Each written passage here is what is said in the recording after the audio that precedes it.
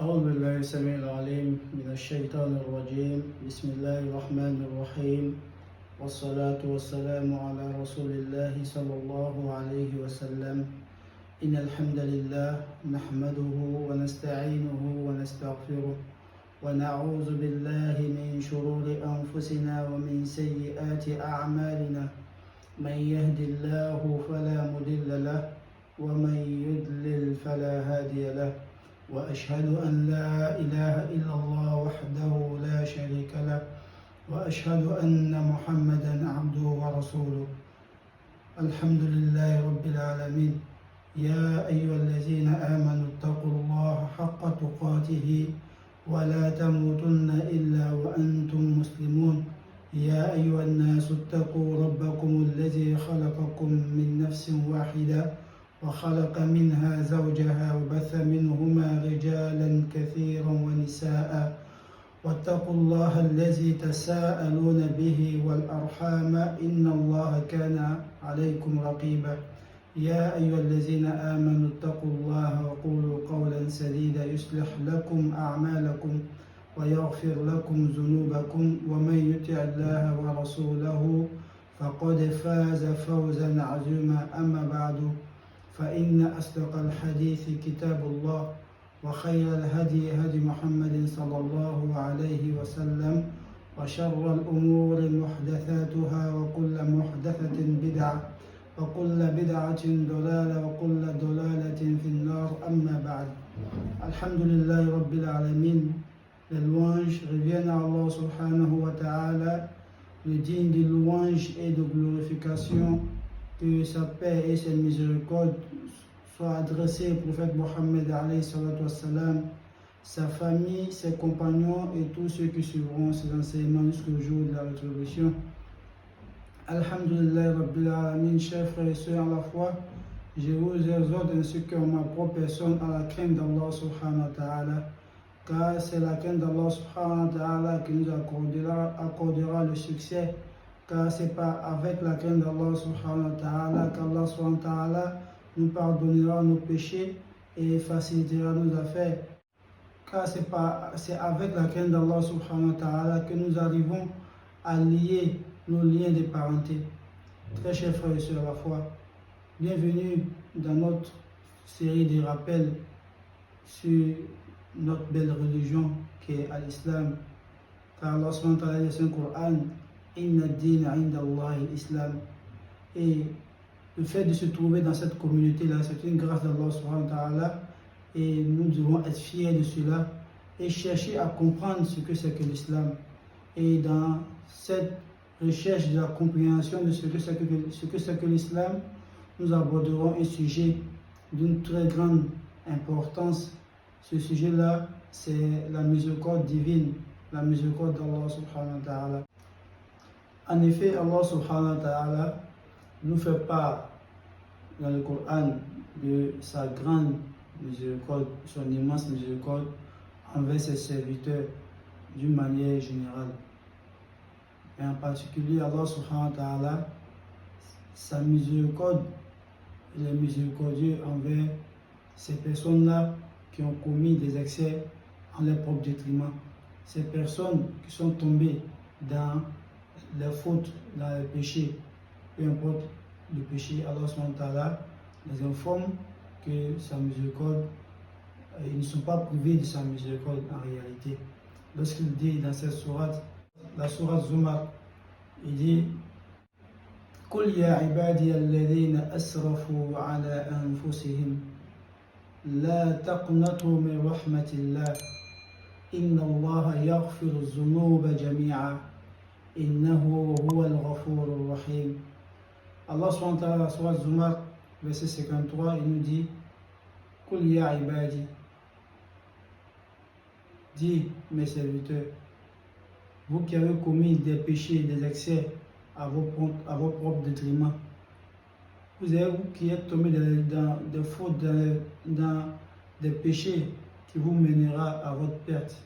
La taqnatu min rahmatillah. Malgré ces péchés-là, qui vous détruira ici-bas comme dans l'au-delà, la taqnatu min rahmatillah. ne désespérez pas en la miséricorde d'Allah subhanahu wa ta'ala. Inna Allah yaghfiru dhunuba jami'a. Allah subhanahu wa ta'ala, celui-là qui pardonne tous les péchés. Celui-là qui pardonne tous les péchés. Et nous voyons que ce verset est plus que clair. Allah n'a pas exclu même le pécheur de sa miséricorde.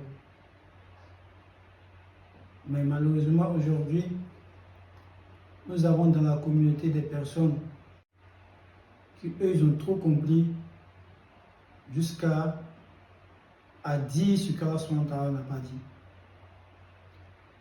Ces personnes dans cette communauté qui sont exagérateurs, extrémistes entre guillemets, prétendent qu'une personne qui tombe dans un péché majeur, un grand péché, ce dernier-là, il n'est pas musulman. Ce dernier-là, il quitte la foi. Et il taxe ces personnes-là du feu directement. Alors que Allah subhanahu wa ta'ala lui-même, qui est le propriétaire de l'enfer du paradis, il dit: mes serviteurs, malgré vos fautes, malgré votre désobéissance, ne désespérez pas en ma miséricorde. C'est moi, je suis le pardonneur et miséricordieux. Allah, il ouvre, il fait l'ouverture à ces personnes-là. Mais eux là, ils ferment cette porte qu'Allah ouvre aux repentis, aux serviteurs d'Allah. Et ces gens, par leur comportement, ils s'apparentent à un groupe de personnes qu'on appelle Al-Khawarij, qu'on appelle des personnes Al-Khawarij. C'est ceux-là, l'une de leurs particularités, c'est de rendre mécréants les musulmans pour un kaba'ir, pour un grand péché. C'est-à-dire pour eux, quelqu'un qui tombe dans la quelqu'un qui est éprouvé par l'alcool, celui-là pour eux il est considéré comme mécréant. Pour eux, quelqu'un qui tombe dans le vol est considéré automatiquement comme mécréant. Quelqu'un qui tombe dans la fornication ou l'adultère est considéré comme mécréant. Ça veut dire que son sang est licite. Cette personne mérite la mort. Ces personnes, je ne dis pas qu'ils sont khawarij, mais ce comportement-là est l'une des descriptifs des khawarij. Donc, il faudrait qu'on délaisse ce genre de pensée-là. Il ne faudrait pas qu'on ferme ce qu'elle a ouvert, qui est sa miséricorde. Pour faire court, le deuxième groupe, c'est ceux qui sont tombés dans ce qu'on appelle la facilité. C'est eux, ils ont trop compris la miséricorde d'Allah subhanahu wa ta'ala. Ils ont trop compris qu'Allah est pardonné les miséricordieux. Et ils ne se fixent pas de limites. Ils ne font que avancer dans le mal, dans le péché, nuit et jour. Et quand tu leur fais le rappel, ils te disent simplement: la clé du paradis n'est pas entre tes mains. Ou ils te disent encore: si tu veux, après ma mort, il faut avaler la clé du paradis. Ou ils te disent encore: on ne sera pas enterré dans la même tombe. Ou ils te disent encore, il dit: moi mon cœur est blanc, fais pour toi et fais pour moi, le jour qu'on va mourir là, Allah, peut-être qu'Allah va me faire entrer au paradis et te mettre à l'enfer. Des suppositions, rien de certain, mais des paroles pour se reconforter dans sa position, des paroles pour donner une raison à ce qu'il fait. Mon frère et ma soeur, Al-Jannah, Al-Nar, le paradis et l'enfer, le propriétaire c'est Allah subhanahu wa ta'ala. Il a montré les choses que lorsqu'on fera, nous donnerons l'accès au paradis par sa miséricorde, et les choses que si on ne s'en écarte pas, nous destinera l'enfer par sa justice. Donc, ces personnes-là, nous leur disons, de la manière vous avez foi en la miséricorde d'Allah subhanahu wa ta'ala, si vous aviez foi aussi au châtiment d'Allah subhanahu wa ta'ala, en la colère d'Allah subhanahu wa ta'ala, vous ne serez pas dans cette situation. Cette foi, cette espérance que vous mettez en la miséricorde d'Allah subhanahu wa ta'ala, si vous savez aussi que Dieu, Allah subhanahu wa ta'ala, vous informe que lui aussi, il est Dieu en châtiment, je pense que vous serez dans de meilleures situations. Qu'est-ce qu'elle a dit? Dans le même Coran, ça, il n'y a pas à dire, ça c'est le Coran qu'on prend. Parce qu'aujourd'hui, il y a des personnes qui disent qu'ils ne croient pas au hadith. Donc, on ne prend que le Coran. Qu'est-ce qu'elle a dit dans la Sourate Hijr? Il dit Nabbi' ibadi anni ana al-ghafur ar-rahim wa anna 'adhabi huwa al-'adhab al-alim. Il dit Mohammed, informe mes serviteurs d'une manière générale.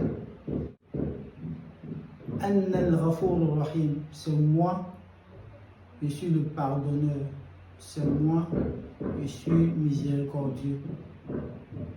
Dans ce bas monde, je les pardonne, je les fais miséricorde. Rahim, je suis miséricordieux le jour de Yom al-Qiyamah avec mes serviteurs.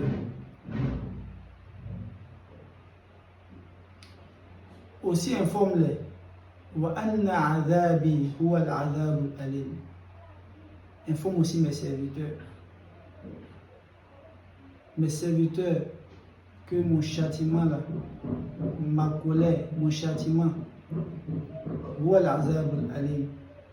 Informe-les que mon châtiment est très douloureux. Le châtiment d'Allah subhanahu wa ta'ala est très douloureux. Et sache que Allah subhanahu wa ta'ala, il châtie le serviteur dans ce bas monde.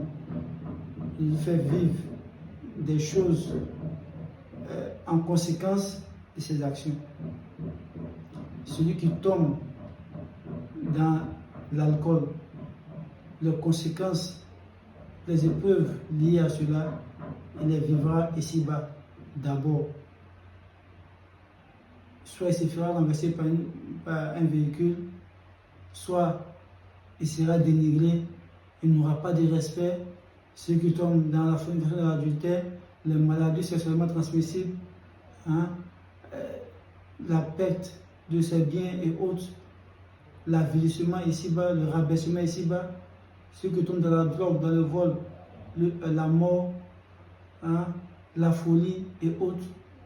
Ça, c'est les châtiments qu'Allah te donne ici, en fonction de ce que tu as causé comme action. Et c'est que ça dérange vos différentes familles, ça dérange vos proches, ça les fait mal. Donc la douleur commence ici-bas. Et dans l'au-delà, il dit quoi? Mon châtiment dans l'au-delà est plus dur que cela, qui est l'enfer, quand nous en préserve. Donc Allah nous dit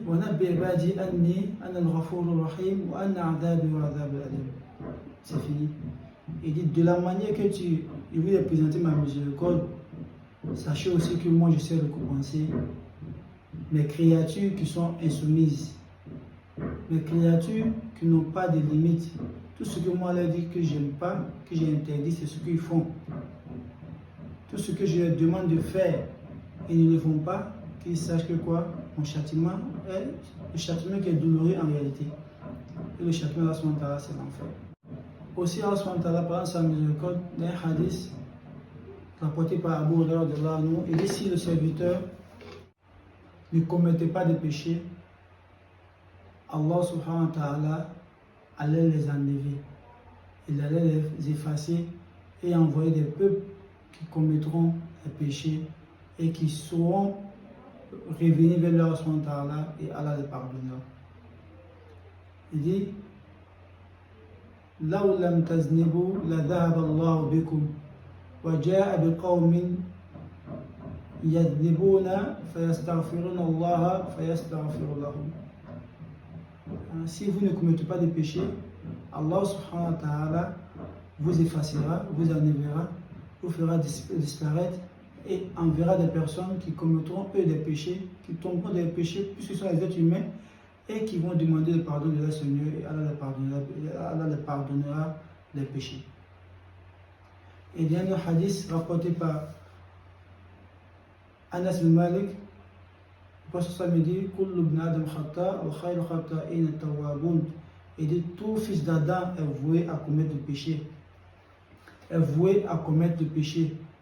Mais le meilleur d'entre eux, de ceux qui tombent dans l'erreur, dans le péché, c'est ceux qui savent reconnaître leurs fautes et revenir vers Allah subhanahu wa ta'ala repentant. Ça, c'est ce que Allah nous dit concernant sa miséricorde et son prophète Mohammed alayhi wa sallam. Mais ces personnes, ils font sortir les gens de la religion comme si eux-mêmes ils ne commettaient pas de péché. Si ces personnes-là nous disent, nous affirment qu'eux ne commettent pas de péché, alors on dira que ce ne sont pas les êtres humains. Puisque Rasul dit que tous les fils d'Adam commettent des péchés. Et Allah nous montre que malgré nos péchés, il nous pardonne. Si on se répand, il nous pardonnera. Mais si ils prétendent qu'ils ne commettent pas de péchés, mineurs comme majeurs, alors ce ne sont pas des hommes. Or cela est faux. On doit se monter à cause de la bonne compréhension. Aussi, le deuxième groupe, c'est ceux qui sont tombés dans le laxisme. Eux, ils ont choisi la facilité. Parce qu'Allah, il a dit qu'il est le miséricordieux. Il est très miséricordieux. Et ils sont tombés dans la facilité. Ils ne se placent pas de limites. Donc, au vu de tout cela, nous disons à nos frères et nos sœurs, de la manière que nous plaçons nos confiances à Allah subhanahu wa ta'ala en sa miséricorde, aussi nous devons craindre son châtiment. Nous devons craindre son châtiment, car il nous a montré qu'il est miséricordieux et aussi il nous a montré qu'il est dû en châtiment. Mais la condition pour pouvoir bénéficier de cette miséricorde-là, après nos péchés, la condition pour pouvoir se voir pardonner ses péchés, Allah il dit dans son Coran, il dit Ya ayyuhallazina amanu tubu ila Allahi tawbatan nasuha. Tubu ila Allahi tawbatan nasuha. Ô vous qui avez cru, ô vous qui avez cru, qui êtes tombés dans les péchés,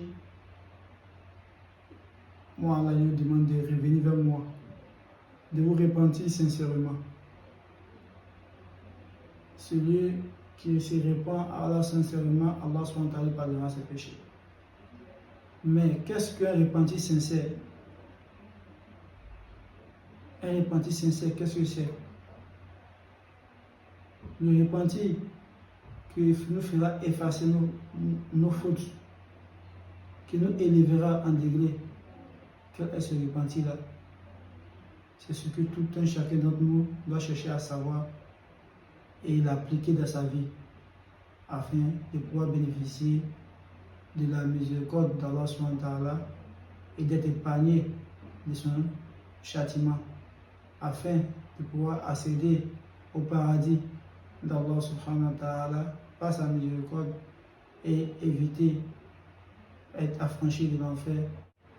Allah subhanahu wa ta'ala de nous guider sur le droit chemin, de faire de nous des serviteurs repentants qui se répandent vers Allah subhanahu wa ta'ala et de nous préserver de tomber dans les péchés mineurs comme majeurs. Sur ce, subhanakallahumma wa bihamdik ashhadu an la ilaha illa anta astaghfiruka wa atubu ilayk. Assalamu alaikum wa rahmatullahi wa barakatuh.